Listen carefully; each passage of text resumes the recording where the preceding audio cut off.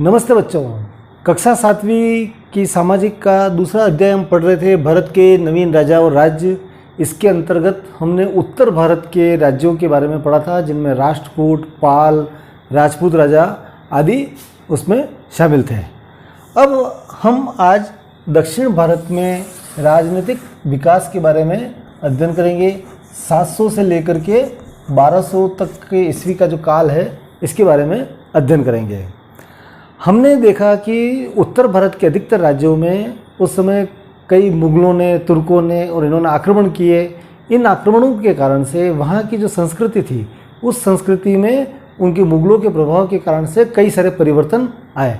लेकिन दक्षिण भारत के जो राज्य थे, चूँकि दक्षिण भारत का राज्य विंध्याचल पर्वत से नीचे का जो हिस्सा है, वो उत्तर भारत के राज्यों को दक्षिण भारत से अलग करता है। और दक्षिण भारत के राज्यों में मुगलों का और बाहरी आक्रमण नहीं हुआ है। इसके कारण से वहाँ की जो संस्कृति थी, वो वहाँ की संस्कृति उत्तर भारत की संस्कृति से अलग संस्कृति थी। आज हम उन राज्यों के बारे में अध्ययन करेंगे। दक्कन के राज्यों में कल्याणी के चालुक्य, यादव, होयसल और काकती, ये साम्राज्य महत्वपूर्ण थे। ये सारे के सारे जो वंश थे, ये राष्ट्रकूटों के सामंत थे, जो कि उन्होंने अपने आप को बाद में स्वतंत्र घोषित कर दिया। ये आपस में लड़ते रहते थे, लेकिन इसके बावजूद भी इन्होंने दक्षिण भारत में सांस्कृतिक और कई सारे विकास के जो कार्य हैं, इन्होंने किए। अब हम इनके बारे में अध्ययन करेंगे। सबसे पहले कल्याणी के चालुक्य। कल्याणी के जो चालुक्य थे, वो उसमें तेलप द्वितीय, इनकी स्थापना तेलप द्वितीय ने 973 ईस्वी में की थी। कृष्णा नदी से लेकर के, कृष्णा नदी के किनारा है, जो कृष्णा नदी का किनारा है, वहाँ से लेकर के आंध्र प्रदेश के वेंगी तक का इनका साम्राज्य था। ये पश्चिमी चालुक्य जो थे, वो राष्ट्रकूटों के सामंत थे। फिर उसके बाद में आता है दूसरा देवगिरी के यादव। देवगिरी के यादवों के जो वंश की स्थापना बिल्लामा ने की थी 1185 ईस्वी में। यादवों की राजधानी महाराष्ट्र के दौलताबाग के नज़दीक थी। इन्होंने 1200 ईस्वी के आसपास कृष्णा नदी के किनारे और मध्य प्रदेश के कई इलाकों में इन्होंने इनका वर्चस्व हो गया था, इनका कब्जा हो गया था। बाद में इनका जो अंतिम राजा था रामचंद्र, जिसको कि 1309 ईस्वी में अलाउद्दीन खिलजी ने इनको हरा करके और अपने साम्राज्य में मिला दिया था। फिर तीसरा है द्वार समुद्र के होयसल। द्वार समुद्र के होयसल वंश की स्थापना 1110 ईस्वी में बिट्टी का विष्णुवर्धन ने की थी। इनकी राजधानी मैसूर के द्वार समुद्र के नज़दीक थी। पांडवों और चोलों में आपस में संघर्ष चलता रहता था, और इस कारण से अलाउद्दीन खिलजी ने इनको भी परास्त करके इनके साम्राज्य को अपने इसमें शामिल कर लिया। फिर इसके बाद आता है वारंगल के काकती। वारंगल के काकती चालुक्यों के सामंत थे, जिन्होंने आंध्र प्रदेश के वारंगल के नज़दीक अपना शासन स्थापित किया था। रुद्रदेव इस वंश का एक कुशल राजा था। बाद में दिल्ली सल्तनत ने इनको हरा करके अपने उसमें शामिल कर लिया था। तो इस प्रकार से हम देखते हैं दक्षिण भारत में राजनीतिक विकास में कल्याणी के चालुक्य और इनके बारे में हमने अध्ययन किया। अब सबसे महत्वपूर्ण है चोल साम्राज्य। अब हम चोल साम्राज्य के बारे में अध्ययन करेंगे। दक्षिण भारत के सबसे महत्वपूर्ण शासकों के बारे में यदि अगर हम अध्ययन करते हैं, तो उनमें चोलों का नाम सबसे महत्वपूर्ण है। चोल साम्राज्य की स्थापना विजयालय ने 846 ईस्वी में की थी। इसका जो संस्थापक था विजयालय, 846 से लेकर के 871 ईस्वी तक इन्होंने शासन किया। फिर इसके बाद में इसका जो पुत्र है परांतक प्रथम ने 907 से लेकर के 953 ईस्वी तक इसने शासन किया, और इसने पांड्यों को हराया। पांड्यों को हराने के बाद में उसने मधुर कोंडवन की उपाधि धारण की। चोल वंश के शासकों में यदि अगर हम अध्ययन करते हैं, तो राजा प्रथम और उसका पुत्र राजेंद्र प्रथम, इन दोनों का चोल वंश के शासकों में सबसे महत्वपूर्ण स्थानों में इसका नाम आता है। राजा प्रथम 985 से लेकर के 1016 तक इसने राज किया। उसने उस समय चोल राजाओं के व्यापार को इतना उन्नत कर दिया था कि उसने दूर दूर तक उनके व्यापार जो है वो चलते थे। उन्होंने अपनी नौसेना को मजबूत किया, क्योंकि यदि अगर मान लो दक्षिण भारत की स्थिति के बारे में यदि अगर हम जानते हैं, ये भारत के नक्शे में, तो ये दक्षिण भारत के जो ये इलाके हैं ये समुद्र से लगते हुए हैं या इनके किनारे समुद्री एरिया है, इसलिए इनकी जो सेना है उस समय नौसेना, शक्तिशाली नौसेना हुआ करती थी। तो नौसेना इनकी शक्तिशाली थी। इन्होंने केरल के चेर और पांड्यों को हराया। श्रीलंका का जो शासन है, श्रीलंका के उत्तरी भाग पर इन्होंने अपना कब्जा किया और मुम्मादी चोलामंडलम की उपाधि धारण की। राजराजा प्रथम ने श्रीलंका के उत्तरी भागों के ऊपर आक्रमण करके इनको जीत लिया और मुम्मादी चोलमंडलम की उपाधि धारण की। इसके अलावा इन्होंने कलिंग है यहाँ पर, उड़ीसा जो है वर्तमान में उड़ीसा, और मालदीव इस तरफ, इस जो टापू है इन टापुओं पर भी अपना कब्जा किया। इन्होंने दक्षिण में एक तंजौर के पास में एक महत्वपूर्ण मंदिर बनाया जो कि ऐतिहासिक मंदिर है और वो बृहदीश्वर मंदिर के नाम से जाना जाता है। इस मंदिर को राजराजेश्वर मंदिर भी कहते हैं। इसी प्रकार से इस राजराजा प्रथम के बाद में इसका जो पुत्र था राजेंद्र प्रथम, ये भी एक बहुत ही शक्तिशाली और कुशल राजा हुआ। राजेंद्र प्रथम 1012 से लेकर के 1044 तक इसने शासन किया। इसने संपूर्ण श्रीलंका, उसके पिताजी ने तो उत्तरी श्रीलंका में कब्जा किया था, लेकिन राजेंद्र प्रथम ने संपूर्ण श्रीलंका में के ऊपर आक्रमण करके और अपना कब्जा कर लिया और अपने अंदर मिला लिया था। इसके अलावा गंगा के जो मैदान हैं, ये गंगा के जो मैदान हैं, इन गंगा के मैदानों तक इसने उनकी जो सेना थी गंगा के मैदानों तक पहुंच गई थी और वहाँ पर भी अपने इलाके को जीत लिया और गंगई कोंडम की उपाधि धारण की। तो राजेंद्र प्रथम ने गंगा के मैदानों को जीता, इसलिए गंगई कोंड की उपाधि धारण की। कावेरी के नज़दीक अपनी एक नई राजधानी बनाई जिसको गंगई कोंड चोलपुरम का नाम दिया गया और वो एक नई राजधानी बनाई। इसके अलावा राजेंद्र प्रथम की जो सेना थी और नौसेना थी, सेना तो इतनी मजबूत थी कि वो गंगा के मैदानों तक पहुंच गई और नौसेना भी बहुत ही मजबूत थी। उसकी नौसेना में शक्तिशाली जो बेड़े का मतलब होता है बड़े बड़े जो जहाज है, वो ऐसे विशाल जहाज हुआ करते थे, जिसके कारण से उसने यहाँ से जो दूर है जावा, सुमेत्रा, जो श्रीलंका के नज़दीक, चीन के नीचे की तरफ जो है जावा, सुमात्रा, मलाया, जिनको अभी वर्तमान में मलेशिया, थाईलैंड और इंडोनेशिया कहते हैं, इनका पुराना नाम था जावा, सुमात्रा और मलाया। तो वहाँ पर भी अपनी सेना को भेज करके और इनको जीता। इसके अलावा उसने अपने दूत को चीन ने भी अपना एक दूत भेजा। इस तरीके से इन्होंने राजेंद्र प्रथम के समय में अपना जो विस्तार है उत्तर भारत से लेकर के और पूर्वी एशिया तक के कई प्रदेशों तक अपना साम्राज्य चलाया और व्यापार के कारण से अपना व्यापार फैलाया।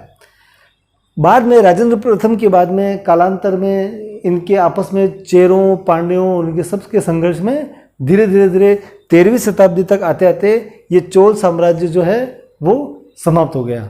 अब हम चोलों के राजनीतिक और उस समय की क्या व्यवस्था थी इसके बारे में हम अध्ययन करेंगे। सबसे पहले चोल प्रशासन वो किस प्रकार का था। वहाँ पर सबसे जो सर्वा था वो राजा होता था और राजा के अंडर में मंडल का मतलब प्रांत, जिस प्रकार से अपना देश में अलग अलग राज्य हैं उसी प्रकार से इनका जो पूरा राज्य था उस राज्य के अंदर 6 मंडलों में इनको विभक्त किया गया था। इस मंडल का जो मुखिया होता था वो गवर्नर कहलाता था। इन गवर्नर की जो नियुक्ति होती थी वो राजा और राजा के परिवार के सदस्य होते थे। राजा के भाई का लड़का, राजा का भाई, क्योंकि सब तो राजा बन नहीं सकते थे, तो इसलिए उनके जो परिवार के जो दूसरे सदस्य होते थे उनको क्या करते थे, उन मंडलों में गवर्नर बना दिया जाता था।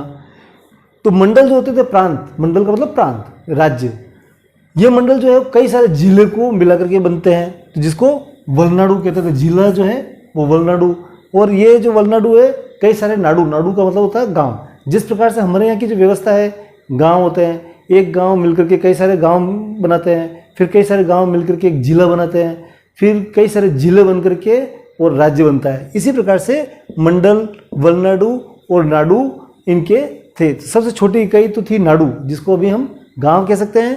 इसके बाद में फिर ये जिला, कई सारे जो गांव मिलकर के एक जिला बनाते थे जिसको वलनाडु कहते थे, और कई सारे जो वलनाडु या कई सारे जिले मिलकर के एक मंडल बनता था, और ये फिर ये 6 मंडल मिला करके और उनका पूरा राज्य बनता था। इनमें जो गांव होता था, उन गांव का जो प्रशासन है वो एक समिति चलाती थी, जिनमें 3 समितियां होती थी। एक तो उर, सभा और नगरम। उर जो होती थी, उस समिति में वहाँ के गांव के जो निवासी होते थे उन निवासियों को चुना जाता था। फिर उसके बाद सभा होती थी। सभा के अंदर जो ब्राह्मण होते थे, जिनको की भूमि दान दी जाती थी, उन ब्राह्मणों को मिला करके सभा बनाई जाती थी। और तीसरा होता था नगरम। नगरम में जो वहाँ के जो व्यापारी होते थे, वो व्यापारी इसके सदस्य होते थे। तो इस प्रकार से ये 3 समितियां मिलकर के और इन नाडु और वलनाडु को चलाती थी। तो इस प्रकार की वहाँ की शासन व्यवस्था थी। वहाँ पर शक्तिशाली सेना और व्यापार, इनके उस समय के मुख्य शक्तिशाली सेना थी, जिसके कारण से दूर दूर तक वो व्यापार वहाँ पर करते थे। इसके अलावा वहाँ के जो बड़े जो सिटी थे, जिनको बड़े बड़े जो शहर होते थे, उन बड़े शहरों को तानियूर कहा जाता था। इसके बाद हम दूसरा है राजस्व और व्यापार की व्यवस्था। अब इतने सारे राज्य तो हैं, लेकिन उसके बाद पैसा इतना राज्यों को, कर्मचारियों को, सेना को देने के लिए पैसा कहाँ से आता था?